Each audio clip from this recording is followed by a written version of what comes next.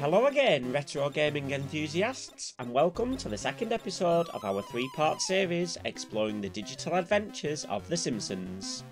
Reminiscing about the arcade game just makes me remember all the more how desperate I was for a home port. For a long time I assumed this never happened. It was only later I found out that I just missed them. I can only assume that I already moved on from these platforms before I found out about the ports. So today, we're delving into the lesser known territory of the Simpsons games on DOS and Commodore 64 platforms. These home computing versions provided a different flavour of Springfield for gamers, right in the comfort of their homes. Join me as we travel back to a time when floppy disks and chunky keyboards were the gateways to virtual Springfield. Now, let's dive deep into the background of these home ports. During the early 90s, as the arcade game was enjoying its success, developers saw an opportunity to bring the Simpsons experience to home computing platforms. These versions were tailored to the capabilities and limitations of personal computers of the time, providing a unique take on the Simpsons gaming adventure. They stood as a testament to the growing popularity of home computing and the desire to bring arcade magic home despite the technical limitations.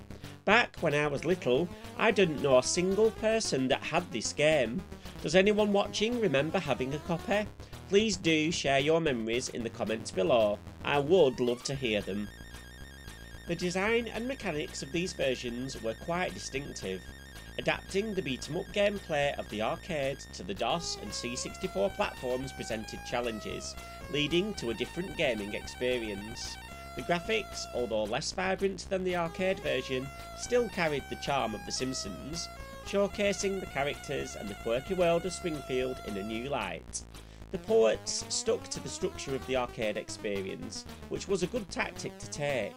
With the capabilities of the home computers at the time, this left our imaginations to help make up for the limitations in presentation. Transitioning from arcade to home computing platforms entailed technical adjustments. The graphics were adapted to fit the low resolution and lesser processing power, yet developers still strive to retain the essence of the original game. The sound design too underwent modifications to suit the hardware capabilities of DOS and the Commodore 64, showing the versatility and creativity of the developers. Despite the technical constraints, the essence of The Simpsons' humour and charm were well preserved, making these ports a fascinating study in adaptation and game design.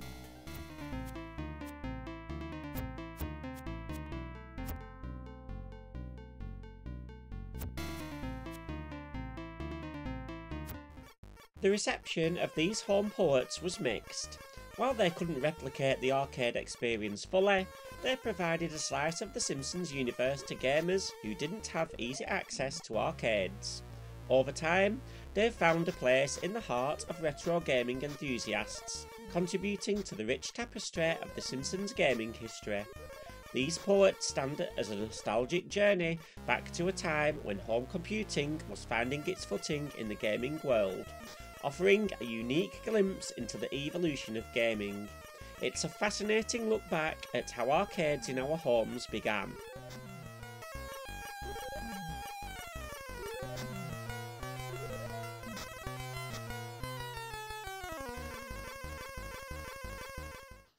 Comparing these versions of the arcade original unveils a fascinating look at how games were adopted across different platforms.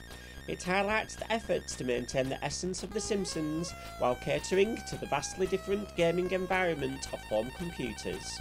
This comparative analysis sheds light on the challenges and triumphs of bringing a popular arcade title to home computing platforms, showcasing the ingenuity and adaptability of game developers during the early 90s.